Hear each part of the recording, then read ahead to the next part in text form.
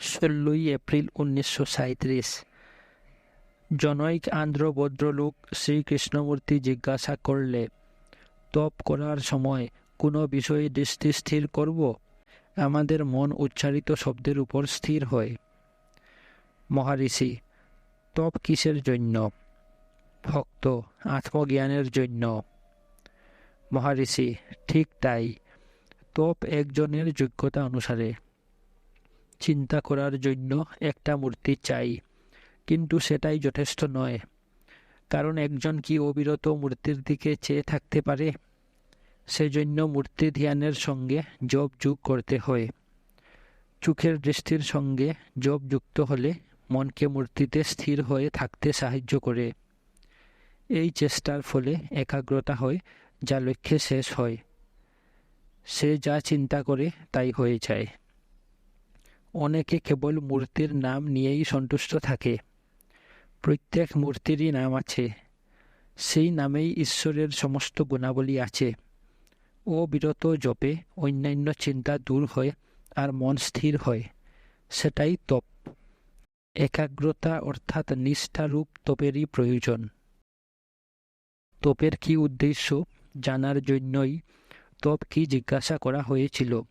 উদ্দেশ্য অনুসারে এর রূপ হয়। ভক্ত: শরীরের কৃষ্ণতাও কি তপ নয়? মহারিষি: হয়তো এক ধরনের তপ।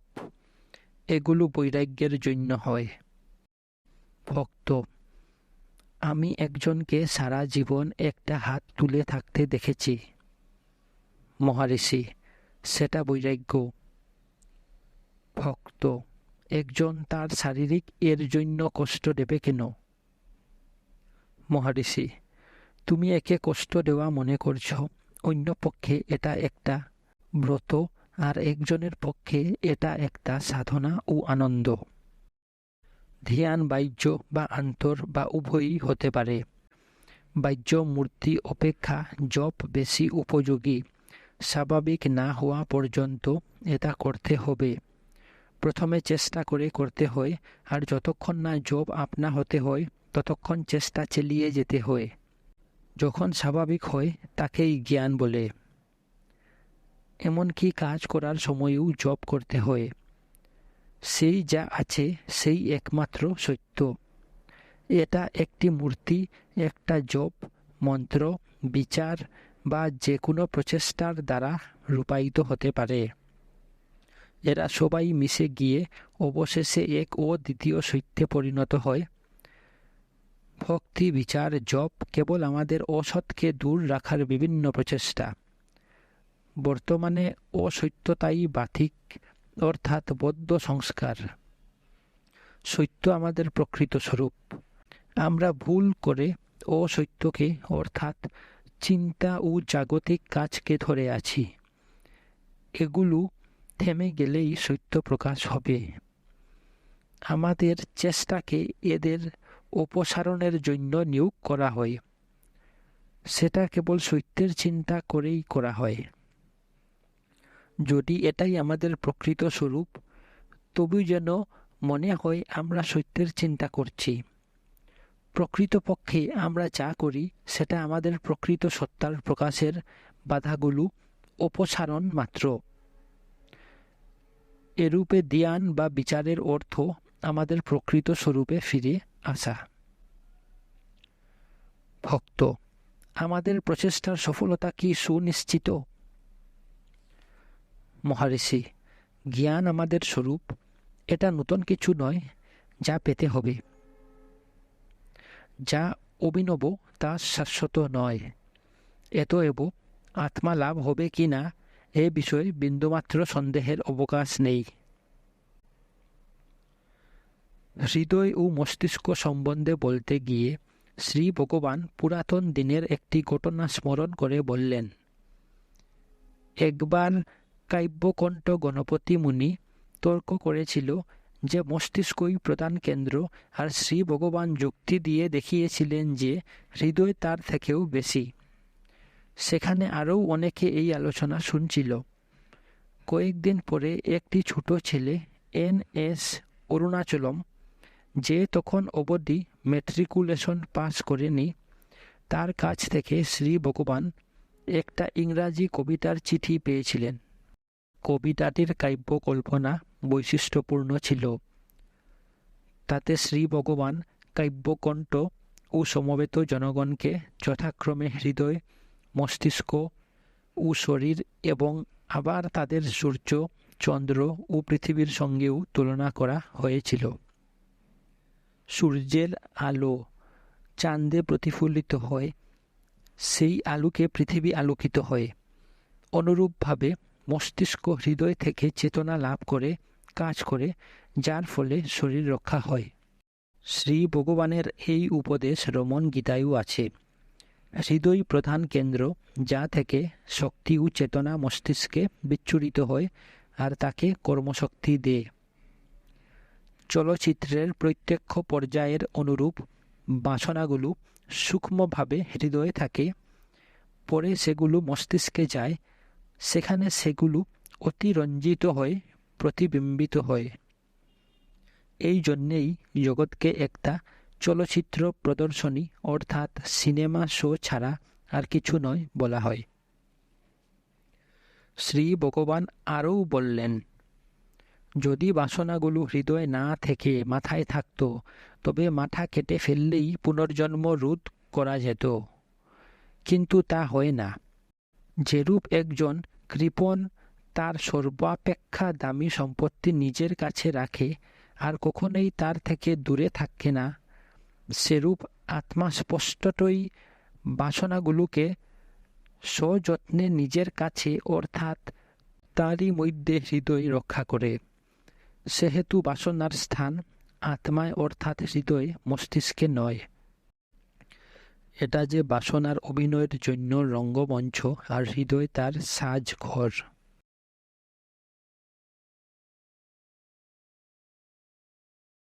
17 এপ্রিল 1937 মডার্ন সাইকোলজিক্যাল রিভিউ-এর উদ্ধৃতাংশের কথা উঠল। কোনো আধ্যাত্মিক পথের সিদ্ধ পাওয়া গেলে তার অভিজ্ঞতা কোনো যন্ত্র দিয়ে পরিমাপ করে হৃদকেন্দ্রের অবস্থান নির্ণয় করা যায় কি না ইত্যাদি কথা চলছিল। অন্যরা আলোচনা করছিল। শ্রী ভগবান বললেন, আত্মজ্ঞান বইয়ে একটি ঘটনার কথা লেখা আছে যে আমি অজ্ঞান হয়ে গিয়েছিলাম আর আমার শরীরে মৃত্যুর চিহ্ন প্রকাশ পেয়েছিল। আমি কিন্তু সর্বদাই সচেতন ছিলাম। আমি অনুভব করেছিলাম যে স্থূল হৃদয়যন্ত্র থেমে গেলে কিন্তু হৃদয় কেন্দ্রের ক্রিয়া সমানভাবে চলতে লাগল। এরূপ অবস্থা 15 মিনিট ছিল। আমরা জিজ্ঞাসা করলাম যে কোনো ভক্তের কি এই সময়ে শ্রী ভগবানের বুকে হাত দিয়ে তার হৃদয় কেন্দ্রে যে ডান দিকে তা অনুভব করার সৌভাগ্য হয়েছিল? শ্রী ভগবান বললেন, হ্যাঁ। শ্রী বিশ্বনাথ আইয়ার, নারায়ণ রেড্ডি আরও অন্যেরা বলেছে যে তারা শ্রী ভগবানের বুকে হাত দিয়ে ডান দিকে হৃদকেন্দ্র অনুভব করেছিল। একজন ভক্ত ঠিকই বললে যে যদি হাত দিয়ে বোঝা যায় ও স্থান নির্দেশ করা যায় তবে একটা সূক্ষ্ম বৈজ্ঞানিক যন্ত্র নিশ্চয় তা করতে পারবে। ভক্ত: হৃদয় ডান দিকে, বাঁ দিকে ও মাঝখানে বলা হয়। এরূপ মতদ্বৈত হলে আমরা কিরূপে হৃদয়ের ধ্যান করব? মহারিষি: তুমি আছো, এটা বাস্তব তথ্য। তুমি তোমার ধ্যান করো আর সেও তোমারই মধ্যে। তুমি যেখানে আছো সেখানেই এটা হবে, এটা তোমার বাইরে নয়। সুতরাং তুমিই তোমার ধ্যানের কেন্দ্র আর সেটাই হৃদয়। তবু শরীরের পরিপ্রেক্ষিতে একটা স্থান নির্ণয় করে দিতে হয়। তুমি জানো তুমি আছো। কোথায় আছো? তুমি শরীরেই আছো, বাইরে নয়। তবু সব শরীরে নয়। যদিও তুমি সর্বব্যাপী, তবু একটা কেন্দ্র স্বীকার করো যেখানে তোমার সব চিন্তা উদয় হয় ও লয় হয়। এমনকি অঙ্গ প্রত্যঙ্গ কেটে ফেললেও, অঙ্গহীন হয়েও তুমি সেখানে থাকো। সুতরাং একটা কেন্দ্র স্বীকার করতে হবে। সেটাকেই হৃদয় বলে। হৃদয় কেবল কেন্দ্র নয়, আত্মাও বটে। আত্মারই আরও এক নাম হৃদয়। সংশয় তখনই হয় যখন একে কোনো একটা বাস্তব ও স্থূল কিছুর সঙ্গে এক বলে নির্ধারণ করো। শাস্ত্র নিঃসন্দেহে একেই 101 নারীর উৎপত্তি স্থল ইত্যাদি বলে বর্ণনা করে। যোগ বশিষ্ঠে চুরালা বলছে যে কুণ্ডলিনী 101 নারী দ্বারা গঠিত। এরূপে একটিকে অন্যটির সঙ্গে এক বলে নির্ধারণ করছে। হৃদয় একটা কল্পনা নয়, একটা কিছু ধ্যেয় বস্তু নয়, কিন্তু এটা ধ্যান করার স্থান। আত্মাই একমাত্র সর্বদা থাকে। তুমি শরীর ও জগৎকে হৃদয়েই দেখো, এর থেকে পৃথক কিছু নেই। সুতরাং সকল প্রকার প্রয়াসের জন্য এই স্থানই নির্দেশ করা হয়। 18 এপ্রিল 1937 একজন সাময়িক দর্শনার্থী বললেন, নিষ্ঠা কি? কি করে ভ্রুমধ্যে দৃষ্টি স্থির করা যায়? মহারিষি, আমরা কি করে এসব দেখি? একটা আলো দিয়েই দেখি। তোমার প্রশ্নের ভাবটা যেন সেই আলোকে কি করে দেখা যায়। ভক্ত, ভ্রুমধ্যে স্থানের তাৎপর্য কি? মহারিষি, এটা বলার অর্থ চোখ দিয়ে কিছু দেখো না। ভক্ত, শ্বাস সংযম কিসের জন্য? মহারিষি, মন সংযমের জন্য। আবার কিছুক্ষণ পরে শ্রী ভগবান বলতে লাগলেন, মন দুভাবে ক্রিয়া করে, একটা চেতনা, অন্যটা বিষয়। যদি বিষয়গুলো সরিয়ে দেওয়া যায় তবে কেবল চেতনাই থাকে। ভক্ত, কিন্তু আমাদের জানতে হবে যে চেতনা আছে। মহারিষি, এই চেতনার অভাবে দেখা বা অনুভূতি হয় না।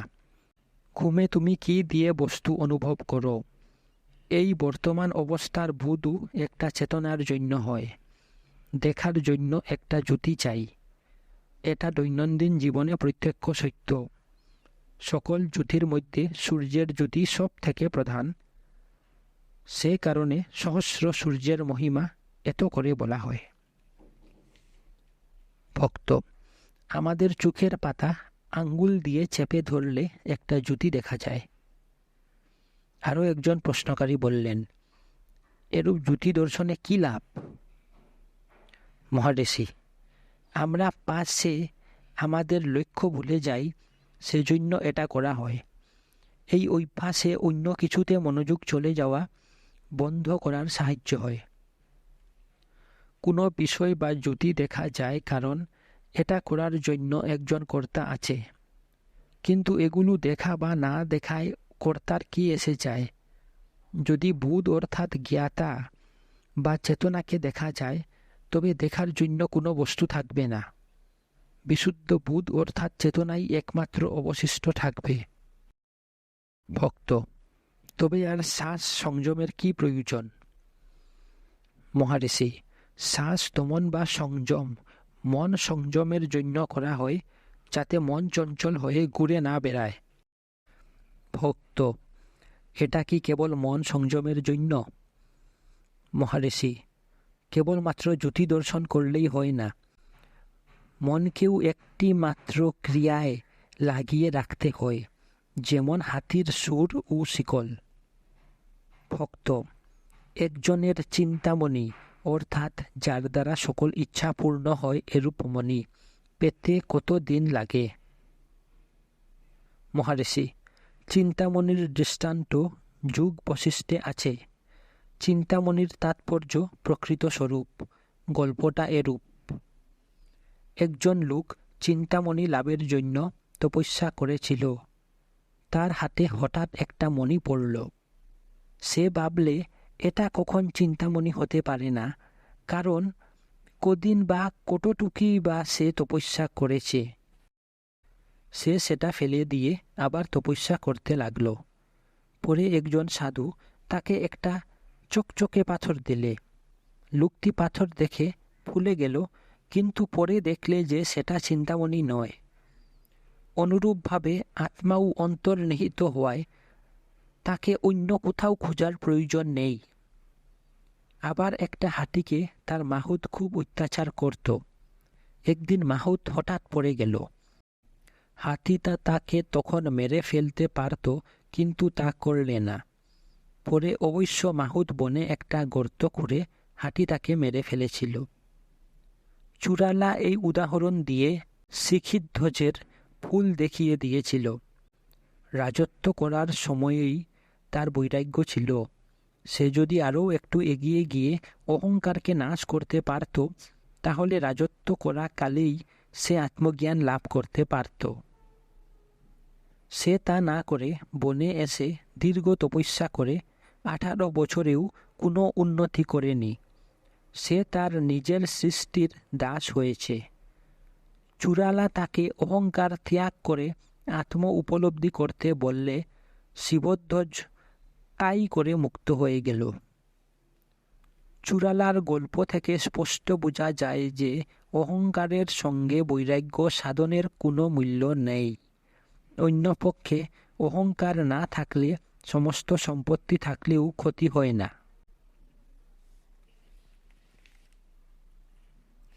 19 এপ্রিল 1937। একজন শ্রদ্ধেয় নিষ্ঠাবান ভদ্রলোক শ্রীচক্র সম্বন্ধে জানতে চাইলেন। মহারিষি, এর একটা গভীর তাৎপর্য আছে। এতে 43টা কোণ আছে, প্রতি কোণে একটা মন্ত্র আছে। এর উপাসনা মন একাগ্র করার উপায়। মন বহির্মুখে ধাবিত হতে অভ্যস্ত, একে অন্তর্মুখীন করতে হবে। মনের অভ্যাস নাম ও রূপ নিয়ে থাকা, কারণ সকল বাহ্য বস্তুরই নাম ও রূপ আছে। মনের ধারণাগুলোকে প্রতীকাত্মক নাম ও রূপে পর্যবসিত করা হয়, যাতে মন বহির্মুখী ত্যাগ করে অন্তর্মুখী হয়। মূর্তি, মন্ত্র, যন্ত্র ইত্যাদি অন্তর্মুখী মনের খোরাক, যাতে সে পরে একাগ্র হতে সমর্থ হয়। তারপর পরম অবস্থা আপনা হতে লাভ হয়। 20 এপ্রিল 1937। আবাসিক বক্ত শ্রী কুহেন একজন বিশিষ্ট থিওসফিস্টের লেখা নির্বাণ নামে একটা বইয়ের কথা বেশ কিছুদিন ধরে ভাবছেন। তাতে লেখক দাবি করেছেন যে তিনি প্রতিদিন রাত্রে ঘুমে নির্বাণ লাভ করেন। তিনি আরও দাবি করেছেন যে তিনি তার গুরু ও থিওসফিক্যাল সোসাইটির অন্যান্য গুরুবর্গকে একটা আলোর সমুদ্রের মধ্যে জ্যোতির মতো দেখেন। এটাই নির্বাণ। সে অর্থাৎ শ্রী কুহেন এটা কি করে সম্ভব হয়, এ বিষয়ে শ্রী ভগবানকে জিজ্ঞাসা করলে, কারণ অদ্বৈত মতে নির্বাণের অভিজ্ঞতা কেবল বিশুদ্ধ সত্তার চেতনা। মহারিষি বললেন, নির্বাণ পূর্ণতা। পূর্ণ অবস্থায় বিষয় ও বিষয় নেই। সেখানে কোনো কিছু দেখা, অনুভব করা বা জানা নেই। দেখা ও জানা মনের ক্রিয়া। নির্বাণে কেবল আমি আছি রূপ আনন্দময় শুদ্ধ চেতনা ছাড়া আর কিছু নেই। ভক্ত থিওসফিক্যাল সোসাইটির একজন বিশিষ্ট নেতা, যিনি নিজেকে আলোক দৃষ্টি সম্পন্ন অর্থাৎ ক্লিয়ারভয়েন্ট বলে দাবি করেন, তিনি কি করে এই লেখকের তথাকথিত নির্ভুল ও বিশদ নির্বাণের বর্ণনা সম্বন্ধে প্রশংসা করতে পারেন, আর ওরা সেবা সেবা বলে এত মাতামাতি বা করে কেন? মহারিষি, দেখো, থিওসফি ও এরূপ অন্যান্য আন্দোলন লোকেদের কিছুটা নিঃস্বার্থ করে উচ্চ সত্যের জন্য তৈরি করে। এইটুকুই এদের সার্থকতা। সেবা, প্রার্থনা ও জপের মতো এমনকি ঈশ্বরের নামে করা যে কোনো কাজই উচ্চতর লক্ষ্যের দিকে, আত্মজ্ঞানের দিকে নিয়ে যায়। ভক্ত, কিন্তু কতদিন? আর যে ব্যক্তি পরম জ্ঞানের জন্য তৈরি, সে কেন আপেক্ষিক জ্ঞান নিয়ে পড়ে থাকবে? মহারিষি, সবই সময় অনুসারে হয়। যে পরম জ্ঞানের উপযুক্ত, সে কোনো না কোনোভাবে তার কথা শুনবে ও সেটা অনুসরণ করবে। সে বুঝবে যে আত্মবিদ্যাই সর্বোত্তম উৎকর্ষ ও পথের শেষ। তারপর অন্ত ও বাহ্য নির্বিকল্প সমাধির কথা। 391 সংখ্যক কথোপকথনের সম্বন্ধে জিজ্ঞাসা করা হলে মহারিষি বললেন, বাহ্য সমাধি জগৎকে দৃষ্টির সম্মুখে রেখে ও তার সম্বন্ধে অন্তরে কোনো প্রতিক্রিয়াশীল না হয়ে সত্যকে ধরে থাকা। সেখানে একটা নিস্তরঙ্গ সমুদ্রের ভাব আছে। আন্তর সমাধিতে দেহ চেতনা থাকে না। ভক্ত, সহজ সমাধি লাভের পূর্বে কি দেহ চেতনা শূন্য হতেই হবে? মহারিষি, দেহ চেতনা কি বিশ্লেষণ করো। একটা শরীর থাকবে আর চেতনা তাতেই সীমিত, এই দুটি নিয়ে দেহ চেতনা। এই চেতনাটাও কোনো একটা চেতনায় আছে যা পূর্ণ ও নির্বিকার। তাকে ধরো, এই সমাধি। দেহ চেতনা না থাকলেও এটা আছে, কারণ এটা দেহ চেতনার অতীত। সুতরাং এটা সব সময় আছে। দেহ চেতনা থাকলো কি গেল, কি এসে যায়। যখন থাকে না তখন আন্তর সমাধি, যখন থাকে তখন বাহ্য সমাধি। ব্যাস। একজন এই 6 প্রকার সমাধির মধ্যে কোনো একটাতে থাকবে, যাতে সহজ সমাধি তার পক্ষে স্বাভাবিক হয়ে যায়। ভক্ত, মন এক মুহূর্তের জন্য সেরূপ অবস্থাতে ডুবতে চায় না। মহারিষি, মন ও জগৎ ব্যাপারের অতীত, আমি আত্মা, এরূপ একটা দৃঢ় ধারণা থাকা আবশ্যক। ভক্ত, তথাপি ডুবিয়ে দেওয়ার প্রয়াসের বিরুদ্ধে মনই রজ্জু স্বরূপ প্রমাণিত হয়। মহারিষি, মন সক্রিয় হলেই বা কি ক্ষতি? এটা আত্মার আধারের উপরই হয়। মনের ক্রিয়াশীলতার মধ্যেও আত্মাকে ধরো। ভক্ত, আমি যথেষ্ট গভীরে যেতে পারি না। মহারিষি, এটা বলা ভুল। তুমি এখন আত্মা ছাড়া কোথায় আছো? কোথায় যাবে? তুমি আত্মা, এরূপ একটা দৃঢ় বিশ্বাসী কেবল যা দরকার। বরং বলতে পারো যে অন্য কাজগুলো তোমার উপর একটা আবরণ দেয়। ভক্ত, হ্যাঁ তাই। মহারিষি, তার অর্থ বিশ্বাসটা দুর্বল। ভক্ত, আমি বুঝি যে আমিটা কৃত্রিম। প্রকৃত আমিকে উপলব্ধির জন্য এই কৃত্রিম আমিকে কাজে লাগানো হয় বলেই আমার প্রকৃত আমিকে অনুভবের চেষ্টা ব্যর্থ হচ্ছে। মহারিষি, বিবেক চূড়ামণি এটা স্পষ্ট দেখিয়েছে যে বিজ্ঞানময় কোষের কৃত্রিম আমিটা একটা অভিক্ষেপ, আর এর মাধ্যমেই একজনকে সত্য বস্তু বা বাহ্য আমিকে দেখতে হবে। ভক্ত, সাধ্বী তেরেসা ও অন্যেরা মেডোনার মূর্তিকে সজীব দেখত, এটা বাইরে। অন্যেরা তাদের ইষ্টমূর্তিকে অন্তরে দেখে, এটা অন্তরে। এই দুই দর্শনের মধ্যে কি কোনো তারতম্য আছে? মহারিষি, উভয় ক্ষেত্রেই ধ্যানের গভীরতা বুঝায়। দুটি উত্তম ও উন্নতির পরিচায়ক, কোনো পার্থক্য নেই। একজনের দেবত্ব সম্বন্ধে ধারণা আছে, সেজন্য সে মনের মধ্যে দেবমূর্তি গঠন করে অনুভব করে। অপরজন মূর্তিকে দেবতা বলে দৃঢ় বিশ্বাসে মূর্তিকে তাই দেখে। উভয় ক্ষেত্রেই অনুভবটা অন্তরে। 21 এপ্রিল 1937। মনুষ্য দেহের ডান দিকে হৃদয় কেন্দ্রের স্থান উল্লেখ করায় শ্রী ভগবান বললেন, দেহতত্ত্ব তাদের অন্য প্রকার বলে অনেক পণ্ডিতের এই আপত্তি করা সত্ত্বেও আমি বারবার বলছি হৃদয় কেন্দ্র ডান দিকে। আমি অভিজ্ঞতা থেকে বলি, বাড়িতে থাকাকালে সমাধি অবস্থার সময় থেকেই আমি এটা বুঝেছিলাম। আবার আত্মজ্ঞান বইয়ে যে ঘটনার লেখা আছে সে সময়েও আমায় এটা স্পষ্ট দর্শন ও অনুভূতি হয়েছিল। হঠাৎ একদিক থেকে একটা জ্যোতি এসে দৃশ্য জগৎ মুছে দিলে আর সেটা চারিদিকে ছাড়িয়ে সমস্ত জাগতিক দৃশ্য বিলুপ্ত করে দিলে। আমি অনুভব করলাম যে আমার বাঁ দিকের স্থূল হৃদয়যন্ত্র থেমে গেল। আমি বুঝতে পারলাম যে শরীরটা যেন একটা মৃতদেহ হয়ে গেল। রক্ত চলাচল থেমে গেল আর শরীরটা নীলবর্ণ হয়ে স্থির হয়ে গেল। বাসুদেব শাস্ত্রী শরীরটা জড়িয়ে ধরে আমার মৃত্যুর জন্য কাঁদছে। আমি কিন্তু কথা বলতে পারছি না। সব সময় কিন্তু বুঝতে পারছিলাম যে ডান দিকের হৃদকেন্দ্রে ঠিকই কাজ করে যাচ্ছে। এই অবস্থা 15 কি 20 মিনিট ছিল। তারপর হঠাৎ বাতাসে হাউই ছুড়ার মতো একটা কিছু ডান দিক থেকে বাঁ দিকে ছুটে গেল।